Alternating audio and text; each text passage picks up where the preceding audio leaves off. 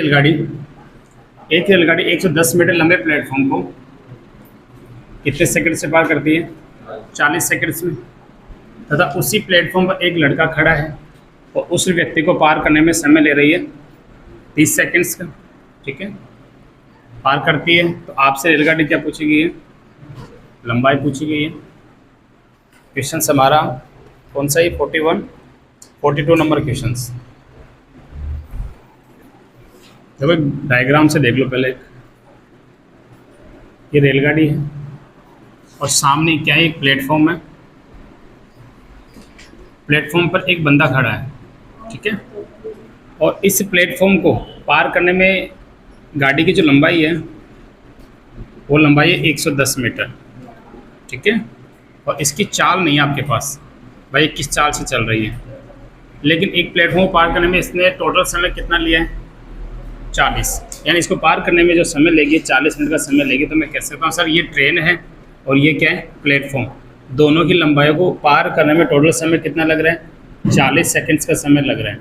Platform, train और platform की लंबाई को पार करने में कितना समय लग रहा है? 40 सेकंड्स। लंबाई का हमेशा क्या होता है? योग। लंबाई का हमेशा क्या होगा? योग।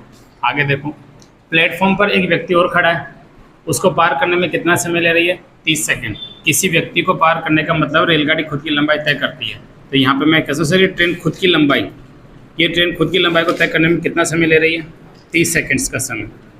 तो जरा समझ रहे हैं यहाँ पर, ट्रेन और प्लेटफॉर्म की कंप्लीट लंबाई को पार करने में 40 सेकंड्स और प्लेटफॉर्म पर एक बंदा खड़ा है उसको पार करने में ले रही है 30 सेकंड्स। तो व्यक्ति को पार करने का मतलब ट्रेन खुद की लंबाई तय कर रही है, यानी खुद की लंबाई को तय करने के लिए 30 सेकंड चाहिए उसको।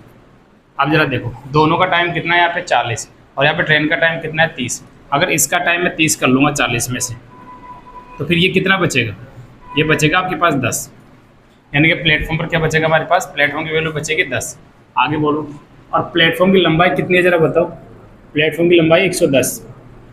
सही है, प्लेटफॉर्म की लंबाई कितनी? 110। और वैसे प्लेटफॉर्म को पार करने में समय कितना लग रहा है? 10 सेकंड्स का। ठीक है, कौन सा था क्वेश्चन आपका ये? 42 या 41 नंबर? और ऑप्शन है क्या इसके? देखो चेक करो, लंबाई पूछी ना, तो प्लेटफॉर्म की लंबाई कितनी है? 110। ठीक है, देखो 0 से 0 काट दो तो क्या आंसर आ जाएगा इसका? 11 किलोमीटर प्रति आवर से। बार चेक करो विकल्प में क्या आ रहा है। क्वेश्चन नंबर 42 एक बार पुनः रिवीजन देख लेना, उतार लो, यही आंसर होगा। क्वेश्चन नंबर 42 पे क्लियर करो, आप आगे बढ़ो। नहीं है? क्या पूछा गया आपसे? लंबाई। तो चाल तो निकाल लेना आपने, तो यहाँ पे रख दो चाल। चाल बराबर दूरी बटा समय। ये दूरी है और ये क्या है? समय। तो क्या निकल के आ गई? चाल। आपको निकालने क्या है? लंबाई। लंबाई निकाल लो। इसकी लंबाई निकालनी है, रेलगाड़ी की लंबाई निकालनी है, प्लेटफॉर्म की लंबाई निकालनी है रेलगाड़ी की। तो रेलगाड़ी खुद की लंबाई को तय करने में कितना समय ले रही है? 30 सेकंड्स का। तो आप मुझे बताओ दूरी बराबर क्या होता है? बताया मैंने आपको, दूरी बराबर होता है चाल इंटू समय। तो चाल तो क्या हमारे पास? 11 और समय कितना हमारे पास? 30। तो बताओ दूरी यानी कि लंबाई कितनी आ जाएगी? करती है 33, 330 किलोमीटर। यही हमारा आंसर है। ठीक है, दूरी बराबर क्या होता है? चाल इंटू समय। दूरी को आप लंबाई भी बोल सकते हो। क्या बोल सकते हो? लंबाई। अरे दूरी का मतलब देखो यहाँ से यहाँ तक दूरी है, इसको आप लंबाई भी कह सकते हो। लंबाई दूरी एक ही बात होती है। ठीक है, दूरी बराबर फॉर्मूला मैंने आपको लिखवाया, क्या होता है? दूरी बराबर होता है चाल गुणा क्या होता है? समय। यहाँ से आपने क्या निकाली? चाल, और ये क्या है? समय। चाल गुणा समय क्या बन जाती है? दूरी। तो चाल गुणा समय, तो दूरी तो हो जाएगी 330 किलोमीटर। अगर इसकी चाल पूछे रेलगाड़ी की तो कितना जाएगी? 11 किलोमीटर प्रति घंटा। यही हमारे क्वेश्चन का आंसर उतार लो।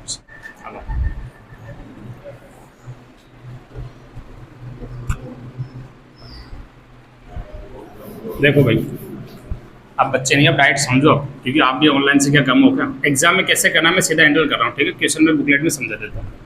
देखो दो रेलगाड़ी है, लंबाई का हमेशा क्या होता है? योग होता है। इस पे देखना पड़ेगा, कल की क्लास में पता है क्या हुआ? आपकी तरफ देख रहा था मैं, इधर तो मेरा ध्यान ही नहीं था, जबकि वो गलत था। इधर ही बच्चे हैं, इधर ही नहीं है, तो इधर भी मैं थोड़ा देखूंगा बीच बीच में। मुझे बताओ लंबाई का हमेशा क्या होता है? आप बताओ, लंबाई का हमेशा होता है योग। दो रेलगाड़ी है, एक रेलगाड़ी की लंबाई 210 है, तो दो की कितनी हो जाएगी? 420। बोलो हाँ या ना। और ये रेलगाड़ी जो एक रेलगाड़ी तो खड़ी है और एक रेलगाड़ी क्या क्या कर रही है, चल रही है। कितनी चाल से? 84 किलोमीटर की चाल से। किलोमीटर प्रति आवर से निकालने कौन सी इकाई से गुणा करते हो? 5 और बट्टे में 18 पलट कर ऊपर चला जाएगा। और क्या पूछा गया? समय। तो ये समय तो है, बस हो गया काम। आप छोड़ो क्यों फालतू की लैंग्वेज करते हो। 2 रेलगाड़ियों की लंबाई को कर दिया योग, ठीक है। और एक रेलगाड़ी चल रही 84 किलोमीटर प्रति घंटे की चाल से। किलोमीटर में 5/18 से मल्टीप्लाई करो, 18 कहाँ चला जाएगा? ऊपर। समय बराबर दूरी बटा चाल, जो होगा आपका आंसर होगा। काट दो, 5 से काटते हैं, 6 से काटो। 6 कितना होता है? 18। देखो 6 कम 6 और 6 का कितना होता है? 24। 34 कितना होता है? 42।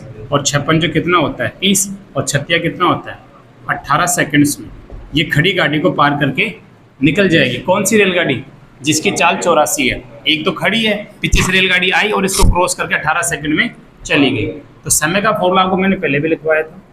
समय बराबर होता है दूरी बटा चाल। ये आपको एक बेसिक सी चीज़ है, तो नॉर्मल से है।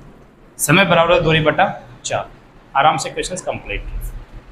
बढ़ते अपने नेक्स्ट क्वेश्चंस की ओर। हाँ आ जाओ भाई, बोर्ड पे देखो।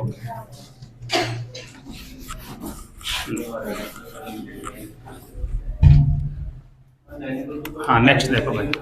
आप क्वेश्चंस पे जरा गौर करो, मैं क्वेश्चन थोड़ा पढ़ के समझा देता हूँ क्या है क्वेश्चंस। एक रेलगाड़ी 30 किलोमीटर प्रति घंटे की चाल से तो जा रही है, यानी रेलगाड़ी की चाल आपको कितने दे दी? 30 किलोमीटर प्रति घंटा जा रही है। और उसी दिशा में, जिस दिशा में रेलगाड़ी चल रही है उसी दिशा में एक व्यक्ति भगता हुआ जा रहा है। उसकी चाल है 15 किलोमीटर, ठीक है। तो जाहिर सी बात है ये रेलगाड़ी इस व्यक्ति को पार करके जाएगी तो कोई ना कोई समय लेगी। इस व्यक्ति को पार करने में कितना समय लिया इसने? 48 सेकेंड्स। कितना समय लिया? Only for 48 seconds. तो अपन क्वेश्चन को डाइट कर सकते हैं। देखो आपसे क्या पूछी गई? लंबाई। लंबाई हमारे पास नहीं, तो रेलगाड़ी की लंबाई में मान लेता हूँ x मीटर, ठीक है। और रेलगाड़ी की चाल कितनी है? 30। रेलगाड़ी की देखो चाल 30 है और उस बंदे की भी चाल कितनी है? 15। समान दिशा होने पर प्लस या माइनस? समान दिशा होने पर क्या करोगे आप? माइनस। अंतर कर लो तो कितनी किलोमीटर निकल के आएगी? 15, यानी कि 15 किलोमीटर। और कौन सी इकाई से गुणा करोगे? 5 और बट्टे में 18 पलट कर ऊपर चला जाएगा। समय बराबर दूरी बटा चाल। तो आपको समय भी दे रखा है, कितने सेकंड दे रखा है? समय 48। बस आपका काम इतना था। 48 बटा क्या करोगे? 1। तो डायरेक्ट आपके पास लंबाई निकलेगी। काट दो। 8 6 कितना होता है? 48। 6 से काट रहे हैं। 36 कितना होता है? 18। 3 से काट दो 5 और 5 5 कितना होता है? 25 और 25 8 होता है 200। यानी कि जो रेलगाड़ी की जो लंबाई निकल के आएगी ना, वो कितनी निकल के आएगी? 200 मीटर। यही क्वेश्चन का आंसर है। बताओ क्वेश्चन।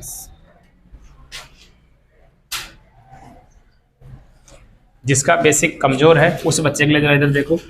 एक रेलगाड़ी है जिसकी चाल क्या दे रखी थी? 30 किलोमीटर, ठीक है। और इसकी लंबाई आपको नहीं थी, मैंने x मीटर मान ली। और इसी दिशा में एक व्यक्ति भागा हुआ जा रहा था, इसकी भी चाल आपको दे दी। कितनी दे दी? 15 किलोमीटर। और इसको ये रेलगाड़ी पार करने में कितना समय ले रही है? 48 सेकंड से ले रही है। तो आपको पहले ही पता है किसी व्यक्ति को खंबे को पार करते रेलगाड़ी खुद की लंबाई तय करती है। यानी खुद की लंबाई कितनी है? x।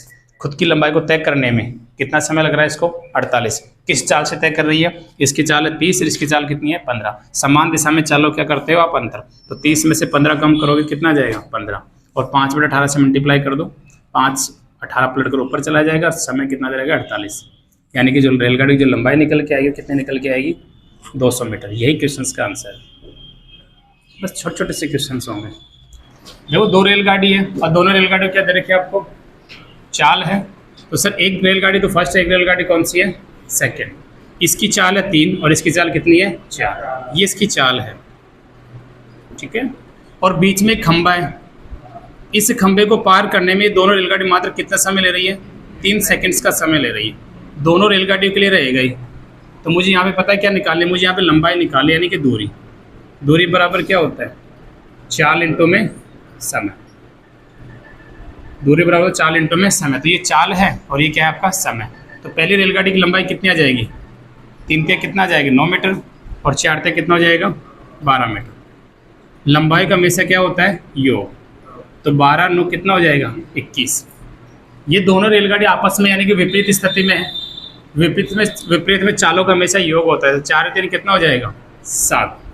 और एक दूसरे को पार करने में जो समय लगेगा कितना लगेगा इनको? 3 सेकंड। यही क्वेश्चंस का आंसर होगा। ठीक है, बढ़ते हैं नेक्स्ट क्वेश्चंस की ओर।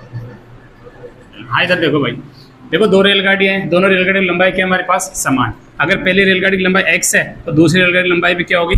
x। इसकी चाल क्या है पता है? ये 56 किलोमीटर की चाल से चल रही है, जबकि ये चाल कितनी है? 46 किलोमीटर। और दोनों गाड़ी समान दिशा में जा रही है। कहाँ पे जा रही है? समान दिशा में। आपको निकालने क्या है इसमें? लंबाई। तो क्वेश्चन कैसे होगा? लंबाई का हमेशा क्या होगा? लंबाई मानिए आपने इसको, लंबाई का हमेशा क्या होता है? योग। क्या करोगे? 2x। समान दिशा में चालों का क्या करोगे? अंतर। 56 में से 46 यानी कितना जाएगा? 10। कौन सी का इससे गुणा करोगे? 5। पलट कर 18 ऊपर चला जाएगा। और समय कितना लग रहा है दोनों को पार करने में? 36 सेकंड्स का समय लग रहा है, जो क्वेश्चंस में दे रखा है। कितना समय लग रहा है? 36 सेकंड्स। तो बराबर क्या रखोगे? 36 और बटे में क्या रखोगे? 1। काट दो जितना कटे। 18 एकम 18, 18 दूना कितना होता है? 36। और 2 से 2 को फ्री कर दो इधर। x बराबर कितना जाएगा? 50 मीटर। यही क्वेश्चंस का आंसर होगा। यानी कि एक रेलगाड़ी की जो लंबाई रहेगी ना 50, और दूसरी रेलगाड़ी की लंबाई भी क्या रहेगी? 50, क्योंकि दोनों रेलगाड़ी समान लंबाई की है। तो आपका क्वेश्चन होगा 50 करेक्ट आंसर। बढ़ते हैं नेक्स्ट क्वेश्चन की ओर। देखो दो मालगाड़ी है, प्रत्येक की लंबाई कितनी है? 500 मीटर लंबी है। समांतर पटरी पर चल रही है, लेकिन चल रही है एक दूसरे के विपरीत, यानी कि आमने सामने। और इनकी जो चालें हैं वो एक तो 45 किलोमीटर की चाल से चल रही है, और एक कितने किलोमीटर की? 30 किलोमीटर की चाल से। तो देखो समझा, एक डायग्राम ले लेता हूँ मैं। एक तो रेलगाड़ी आपकी ये है और एक रेलगाड़ी ये है। ये दो रेलगाड़ी हमारे आमने सामने आ रही है। इसकी जो लंबाई है ना वो 500 मीटर है। तो इसकी लंबाई भी आपको क्या करनी पड़ेगी? 500 ही माननी पड़ेगी। दोनों की लंबाई क्या है? समान है। बोला ना, दो मालगाड़ी प्रत्येक कितनी लंबाई की है? 500 मीटर लंबी है।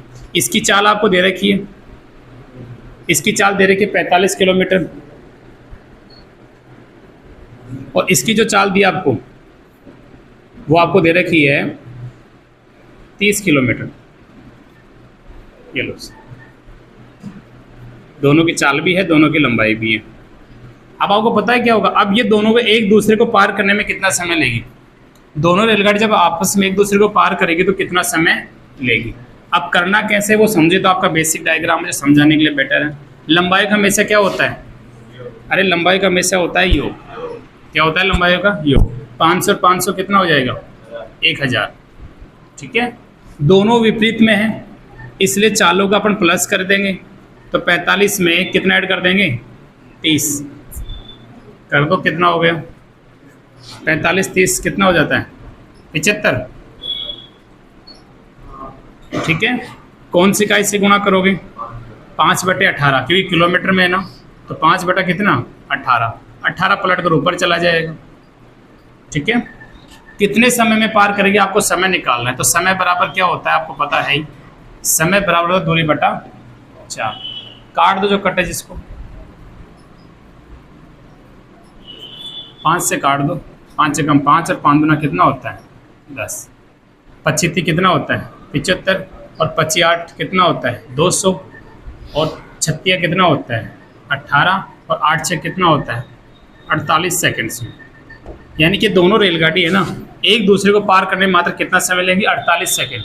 48 सेकंड में ये तो उधर चली जाएगी और वो इधर आ जाएगी, तो आपका समय आ जाएगा 48। यही क्वेश्चन का आंसर है।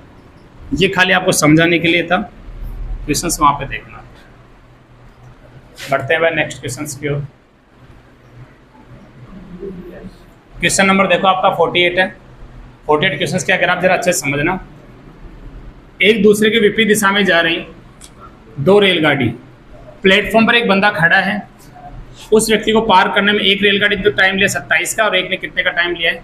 17 का। तो सर ये मैं कहता हूँ ये पहली रेलगाड़ी है, कौन सी रेलगाड़ी है? दूसरी। ये किसी व्यक्ति को पार करने में ये तो 27 सेकंड्स का समय ले रही है, और ये समय ले रही है 17 सेकंड्स का। ठीक है, और इन दोनों का एक दूसरे का मतलब एक दूसरे को पार करने में समय वो कितना है? वो 23 सेकंड्स का। कितना सेकंड से भाई? 23 सेकंड। तो आप मिश्रण वाली पद्धति अप्लाई कर सकते हो। यहाँ पे डायरेक्ट क्या निकल के आएगी आपकी? 4। क्या निकल के आएगी? 4। तो 27 में से 23 में से 17 कम कर लो। 23 में से अगर तुम 17 कम करोगे 6, कितना हो जाएगा? 6। और 27 से 23 कम कर लो, कितना हो जाएगा? 4। अनुपात में काट दो, ये तो कितने बार कटेगा? 3। और ये कितनी बार कटेगा? 2। यही क्वेश्चंस का आंसर होगा। यानी इनका चाल का जो रेशियो बनेगा 3 अनुपात किससे बनेगा? 2 में। ये मिश्रण वाली पद्धति आप अप्लाई कर सकते हो। अब इसमें ऐसा नहीं है सिर्फ मिश्रण अपने कहीं से लगा दे। मिश्रण पता है कहाँ से लगता है? जब दोनों के बीच वाली स्टेप एक तरफ तो बड़ी होनी चाहिए, एक तरफ क्या होनी चाहिए? छोटी। इधर से तो छोटी, इधर से क्या जा रही है? बड़ी। इसलिए मिश्रण वाला नियम काम करेगा इसमें। बीच में 23 क्यों आ रहा है? क्योंकि ये दोनों रेलगाड़ी एक दूसरे को पार जो कर रही है ना, दोनों के लिए समय कौन सा माना जाएगा? 23 सेकंड से। 23 सेकंड में एक दूसरे को पार करे, इसलिए बीच में रखा जाएगा। बाकी दोनों का अंतर देखना होता है, आप देख सकते हो। यानी कि आपका जो रेशियो बनेगा 3 अनुपात किसमें बनेगा? 2 में बनेगा। बढ़ते हैं नेक्स्ट क्वेश्चन की ओर। 49। हाँ, चलते हैं नेक्स्ट क्वेश्चन की ओर। क्वेश्चन हमारा 49 है।